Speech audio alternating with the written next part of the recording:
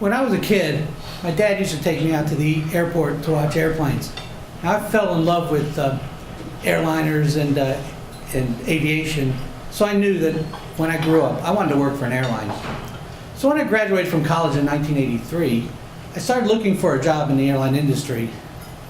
But it was a little tough. It took me a little time because at that time, the airlines were still coming back from the recession of the late 70s.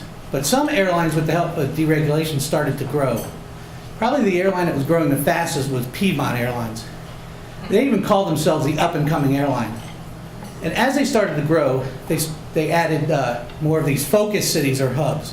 One of the hubs they added was at BWI, which is Baltimore Washington International Airport. Now, I didn't realize how big they had grown until one day I was on a flight that stopped there and I saw how big their operation was. And I thought to myself, this is where I want to work. So I sent an application in, and toward the end of 1984, I was invited to a training course with Piedmont, and I took it immediately, even though it was non-paid and didn't even guarantee me a job at the end of the course. So I went through it, went back home, and about a week later, I was offered a part-time station agent job on the ramp at BWI, which I took immediately because I knew this is what I wanted to do.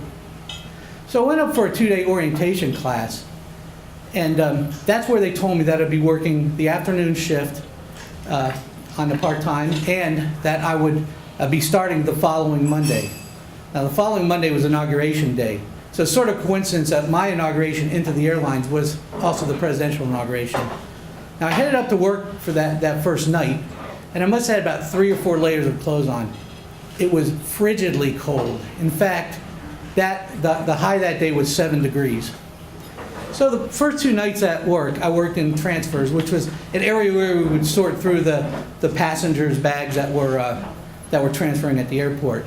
But the thing I remember the most about those first 2 nights, about how excited I was to be there, and just watching everybody work the job and work teamwork. I was excited to see it and excited to be part of it. Now, my 3rd night, I was put on a gate crew. Now, gates is where I really wanted to work, because when you're on the gates, you get to work the plane in all the different aspects while it's on the ground. We'd marshal them in, or we call it parking. We'd park the planes, we'd unload it, and we'd load it, and then we'd hook the big tractor up to the plane, and we'd push it out for departure. And that's what I really wanted to do.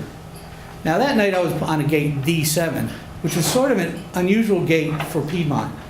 Now, Piedmont had about a dozen gates at BWI, but there was a couple times a day when there was actually more planes on the ground than gates, so we'd have to use these airport gates. D7 was an airport gate. The Piedmont gate would have the lead-in line that we direct the planes in on, and 3 stop marks for the 3 types of planes that we operated, which was the Boeing 727 and 737 and the Fokker F-28. Now, D7 had about 10 stop marks, and it was a stationary gate. So if you didn't park the plane precisely, then you couldn't get the jetway up to the door and the passengers couldn't get off. Now, I was a crew of 3. I was on a crew of 3, and the guy who was in charge, we called him the AIC, or agent in charge. His name was John. And I was also working with a guy named Ed. Now, as soon as I met them, Ed and I went outside and we set up our gate. Ed took me aside and told me everything that we'd be doing that night. And I really felt grateful about that. It really made me feel like I was part of the team. Then Ed said, "Do you want to park the plane?" I'm like, "Yeah, I want to park the plane." I've been wanting to park the planes all my life. In fact, when I was a kid, I used to walk around doing this, parking imaginary planes, so I was ready for this. And John came over and said, it's on the ground, let's do it. And Ed said, "Bill, it's yours." So I went out to the lead-in line, the place where I'm supposed to be when it comes in, and I started showing the line to the flight crew, and they started taxiing down. So I was bringing it in, I brought it in, and it stopped right on the line. And I looked at it. Oh my God, I parked this plane on the 727 line, and this is the 737. I felt sick. I thought, oh my God, I'm going to get fired my 3rd day on the job here. Then I looked up, and the jetway couldn't get to the plane, and I was devastated. Now, Ed could sort of sense this, and he came over and said, "It's not a big deal, don't worry about it." But he couldn't have convinced me of that. I thought for sure I was done. Well, it was really an easy fix. We just took the tow bar, hooked it up to the nose wheel and to the pushback tractor, and we moved the aircraft to the right mark. But I was a basket case the rest of the night. I was afraid to go to the break room. I was afraid to walk by a supervisor because I thought for sure I would be sent home forever. But I made it through that night, and then I made it through the next night. All right, I'm not going to get fired after all. Excellent. So here I am. We're on my last day of the week, which is Friday. And I go in, and I put on a gate crew again. I'm on D9, the gate next door. It's a Piedmont gate. Now, my AIC that night is a guy named Vic. Now, Vic was not only a really great guy and encouraging, he became a mentor for me for my entire time while I was at Piedmont. I also worked with a guy named Dave, and I kept up with Dave all these years, and we're still good friends. So we went out, we set up our gate. Vic says, "Bill, do you want to park it?" And I'm like, "Absolutely," because I knew I needed to make up for a couple nights before.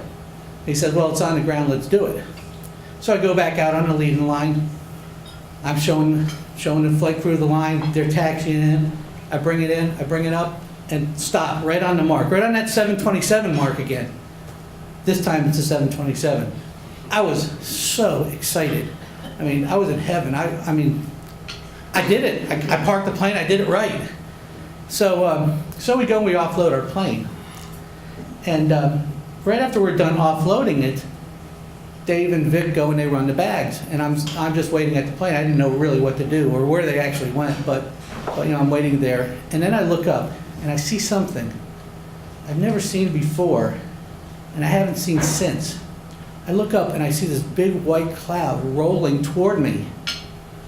Now, they had been calling for flurries that night, which is not a really big deal, but these weren't flurries. This was a snow squall or a snow shower, and it was rolling right toward me as I'm looking at it. Kind of like that big boulder that was rolling behind Indiana Jones in Raiders of the Lost Ark. That's what it looked like to me.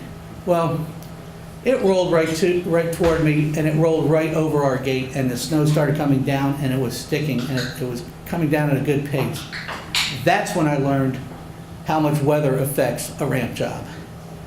Now, Vic and Dave came sliding back with the bags, and we loaded up the plane and we got it out. Then we had one more flight, which we did, and that was my first week in the airline industry. It was exciting, it was exhilarating, it was terrifying, but I knew then that this is the career that I wanted to have. Now, I stayed with Piedmont for about 15 months when I left in April of 1986 to take a job on the ramp at Dulles for United Airlines at the hub there, and I've been there ever since. Now, I've been able to meet a lot of people and make a lot of friends. I've been able to do a lot of things, see a lot of places, and been able to travel a lot. Places I never thought that I'd be able that I've been able to get to. But I think the greatest thing that I've taken from my time with the airlines, which I've loved the entire time, is that I've been able to help other employees teach and mentor, just help them through our day-to-day work.